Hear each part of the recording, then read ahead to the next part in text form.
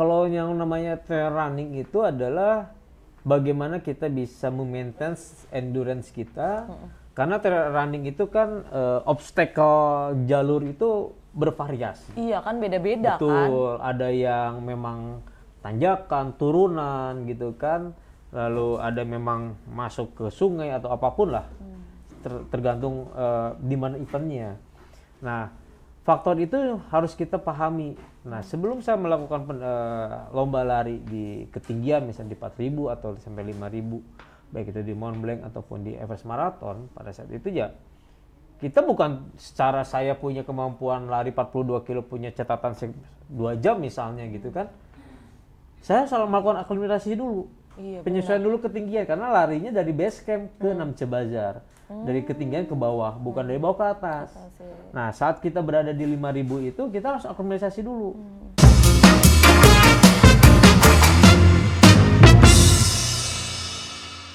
Kembali lagi di Outdoor Pro Takeover, masih sama gue Cynthia Tengens dan juga Kang Martin, dan kita masih di Go Mountain di Grand Depok City. Nah, Kang Martin, seperti yang kita ketahui, ngomongnya harus gitu tuh, biar agak-agak gimana gitu. Seperti yang kita ketahui, gunung-gunung di Indonesia memiliki banyak sekali keindahan dan misteri di baliknya. Pernah nggak sih ngalamin hal horor nih di gunung? Apalagi kan sekarang nih banyak banget, Kang, orang yang bikin konten perjalanan horor di gunung, dan itu booming banget di YouTube. Kalau Kang Martin sendiri, Mante, apa ya? pernah nggak mengalami itu? Saya sih dari kecil sampai saat ini kan masih aktif di pendakian, penjelajahan gunung, konservasi gitu kan, pendataan. Syukurnya sih belum pernah ketemu hal-hal yang tanda kutip horor ya, walaupun saya mempercayai itu ada, tapi bagaimana kita bisa mengikuti aturan, tata cara dan adat istiadat tempat tersebut. Bukannya kita tidak percaya, tapi menghargai lah adat istiadat. Ya. Secara melihat hal horor saya belum pernah. Karena kalau saya pikir gini, waktu saya memasuki pedalaman di Thailand atau Myanmar, yang kepikiran mungkin ada di Indonesia itu ya berupa kayak contoh pocong, kunti, A, B, dan C ya, Ridiwa yang lain-lainnya kan gitu kan. Itu sebenarnya udah kita tuh dari kecil udah terbrainstorming perfilman itu. Betul. Tapi saat saya berada di luar itu nggak ada kepikiran setannya ini lain tuh lagi bahkan tuh ada. di situ. Iya, setannya beda lagi gitu kan.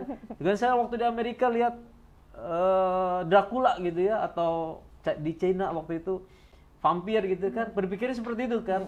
Itu akhirnya terbrainstorming. Nah, mungkin ada yang menjadikan kita terbawa hal itu yang saya pernah mengalami, entah nyata atau tidak, atau halusinasi saya waktu saya kena sebelum total kena snowblind. Saya bisa melihat sosok yang menyerupai yang dimana legenda Nepal itu adalah Yeti. Waktu menuju South Summit itu seolah-olah saya sampai, karena saya bagian dokumentasi, dokumenter untuk perjalanan ekspedisi itu, waktu itu saya berada berdua dengan Sherpa saya. Gitu. Ini cerita waktu saya mengalami hal itu ya.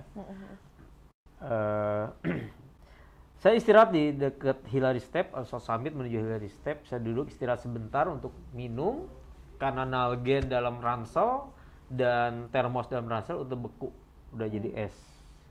Saat itu minus 32 di puncak itu. Nah, akhirnya yang terselamatkan adalah termos kecil yang saya taruh di jaket. Nah, saya minum sedikit. Nah, nggak lama di situ saya melihat ada sosok yang seperti yang saya baca dan ensiklopedia tentang sejarah atau legenda Yeti gitu kan. Nah, karena saat saya melihat ke arah puncak itu ada sosok sangat-sangat besar yang kurang lebih sekitar 2,5 meteran lah ya. Warnanya tuh putih kekreman. Dia jalan juga tangan besar, berbulu besar. Saya di samping saya ada Lakpa, namanya Lakpa, Sherpa itu namanya. Saya bilang, Lakpa, look Yeti Lakpa. Saya bilang gini. Dia juga udah sedikit kena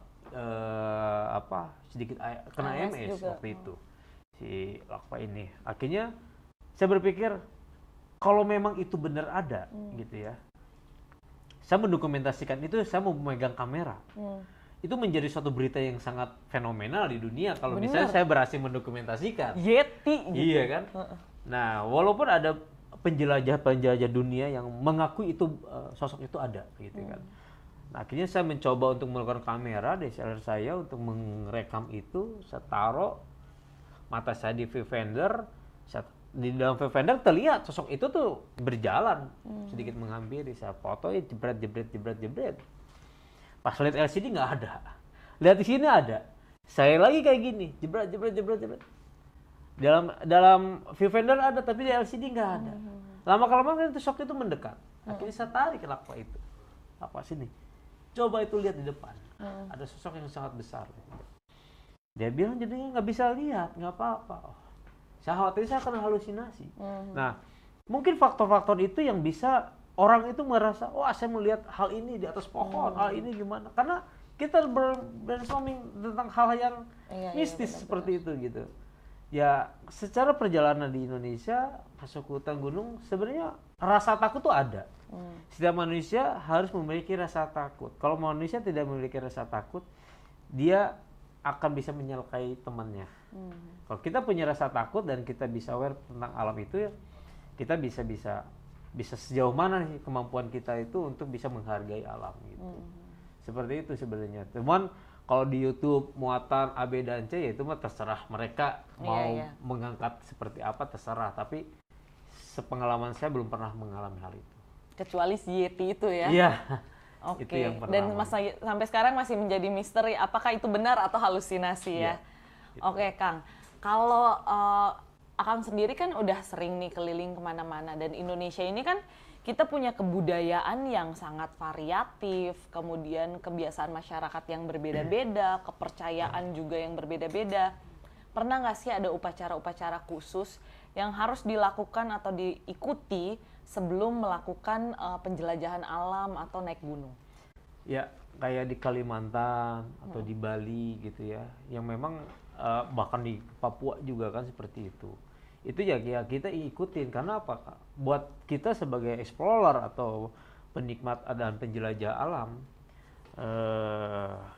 adanya ritual, adanya sambutan itu menjadi suatu nilai lebih dalam satu perjalanan.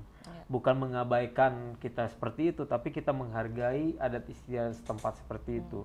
Kayak di Nepal juga kan ada namanya upacara puja. Ya kayak ini aja tali ini dan kalung ini dari puncak Everest belum pernah saya lepas. Ini yang dikasih oleh si biksu di sana untuk keselamatan apapun lah ya itu.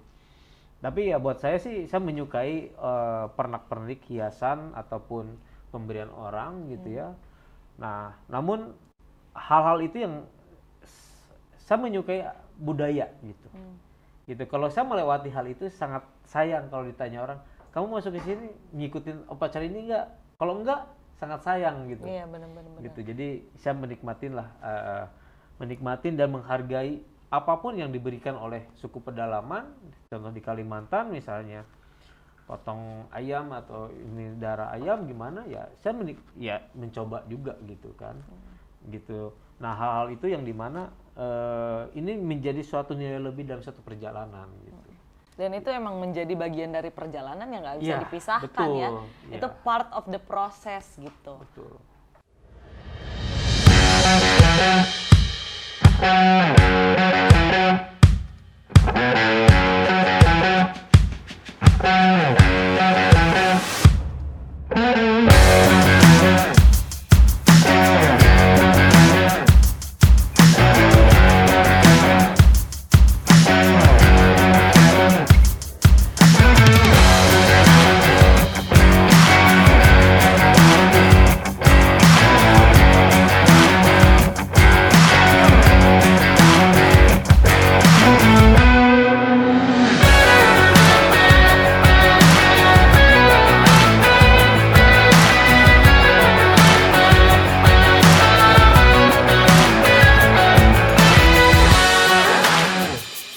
Nah, Kang, lanjut lagi nih ke obrolan kita.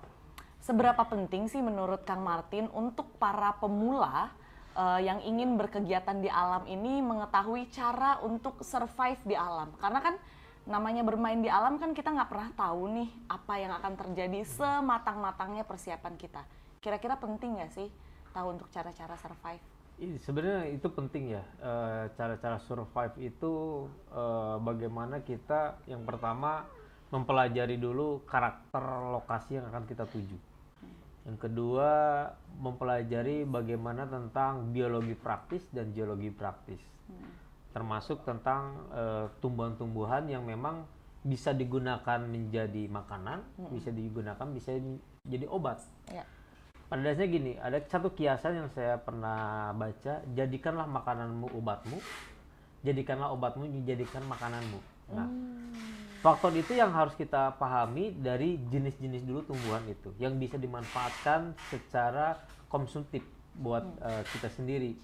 Namun itu ada banyak proses cara memasak gitu, baik itu dibakar dulu atau direbus dulu gitu kan. Nah, faktor-faktor itu harus kita ketahui. Begitupun bagaimana pengetahuan kita mengenai survive di alam, sistem jerat. Kalau memang kita udah dalam keadaan survival, adalah kita jadi survivor adalah kita dalam keadaan yang dimana keadaan yang sangat genting. Ya. Apakah kita dapat ditemukan oleh rescue? Apakah tidak? Apakah kita harus bisa bertahan di situ dengan kemampuan kita sendiri?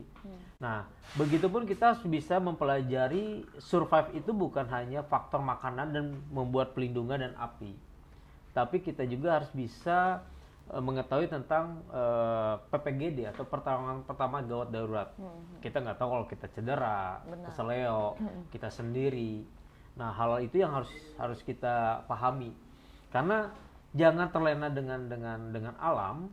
Kita tujuan ke sana tapi kita kurang wawasan dan pengetahuan, apalagi pengalaman kurang. Ya.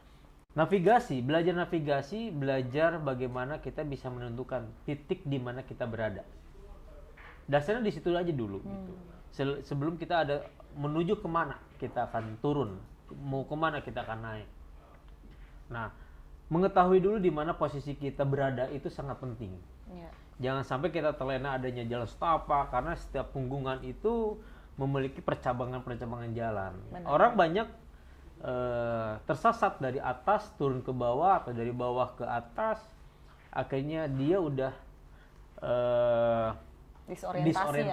disorientasi di mana seharusnya sebenarnya sebelah kiri itu sebenarnya ada jalan gitu ya.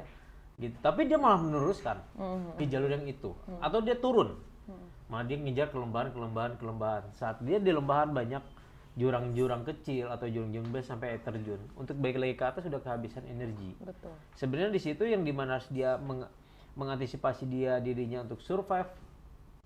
Kita tahu dulu posisi kita berada di mana. Yang pertama di lembahan, yang kedua di punggungan. Dari mana arah kita melakukan pendakian, dari mana arah kita menuruni pendakian. Lebih baik kalau kita udah disorientasi, jangan meneruskan kalau kita gambling. Iya. Lebih baik kita tarik mundur ke titik awal di mana kita terbagi jalur atau terbagi cabang. Hal-hal itu yang harus diperhatikan sebenarnya. Gitu. Nah, selain itu pengetahuan kita juga harus memenuhi gitu. Bagaimana membuat SOS, bagaimana membuat jejak kita menuju ke satu titik. Siapa tahu ada pencari yang mencari kan gitu. Hal-hal itu yang dimana kita harus memahami di situ gitu. Jadi nggak sembarangan gitu. Benar, jadi harus persiapannya matang, kemudian setidaknya memiliki basic skill dan basic pengetahuan ya, apa yang bisa digunakan dalam keadaan-keadaan genting untuk misalkan membuat mencari makanan atau mencari pertolongan gitu ya Kang. Dan harus peka terhadap sekitar, kira-kira kita udah di mana nih posisinya. Iya, posisinya. Oke Kang, kalau berbicara soal jenjang karir, menurut Kang Martin, ada nggak sih jenjang karir yang menjanjikan untuk para penggiat outdoor nih? Suatu industri yang sangat besar ya, wisata alam terbuka, wisata kegiatan di luar ruang ini sangat menjadi satu industri yang sangat besar. Saya boleh mencontohkan 3 contoh. Yang pertama adanya para penggiat, yang kedua adanya lokasi tempat yang dipegang oleh pemangku kawasan, yang ketiga ada pangsa pasar yang sangat besar, masyarakat contohnya. Nah, penghobi itu di mana dia memiliki peralatan yang ditunjang, adanya keluarlah produk-produk outdoor yang menunjang si penghobi ini melakukan suatu penjelajahan, pendakian di salah satu tempat itu yang akhirnya dibuka oleh Taman Nasional. Nah, masyarakat terbantukan secara ekonomi dari mikro sampai makro. Travel jalan, penginapan jalan, ruang makan juga jalan, sampai guide dan porter. Iya. Nah, faktor-faktor ini kan bersinambung semua, gitu. Dah. Begitupun bisnis suatu karir dalam suatu pendakian, ada yang memang membuka suatu produk, ada yang melakukan suatu penjelajahan terus. Penjelajahan bukan hanya melakukan pendakian saja, tapi ada penjelajahan secara penelitian.